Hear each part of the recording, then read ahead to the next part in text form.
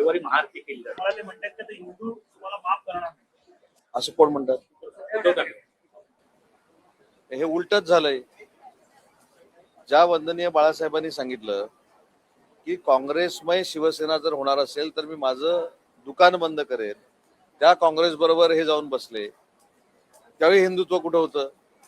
ज्यावेळी राहुल गांधींनी स्वातंत्र्यवीर सावरकरांवर हीन दर्जाची टीका केली त्यावेळी हिंदुत्व कुठं होते? स्वातंत्र्यवीर सावरकर हे हिंदू धर्माचे प्रणेते आहेत, पाठीराखे आहेत, समर्थक आहेत.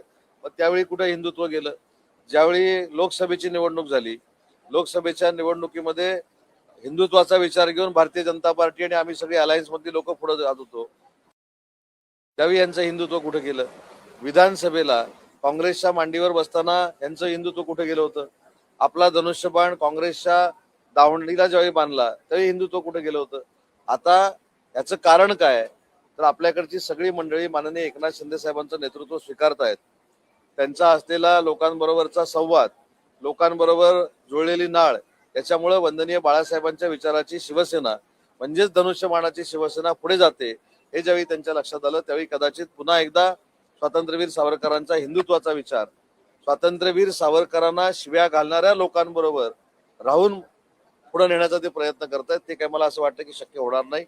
राम मंदिराचं उद्घाटन ज्यावेळी झालं त्यावेळी यांची भाषा काय होती हे देखील आपण बघितलेलं आहे. राम मंदिराच्या तिथल्या पैशाच्या अनियमित काही कारभाराबद्दल SIT देखील नेमलेली आहे.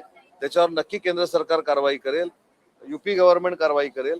परंतु त्याचा आधार घेऊन पुन्हा एकदा आम्ही हिंदूंचे रक्षक आहोत असं सांगण्याचा जर कोण प्रयत्न करत असेल तर महाराष्ट्रातल्या जनतेला आता सगळं हे कळून चुकलंय.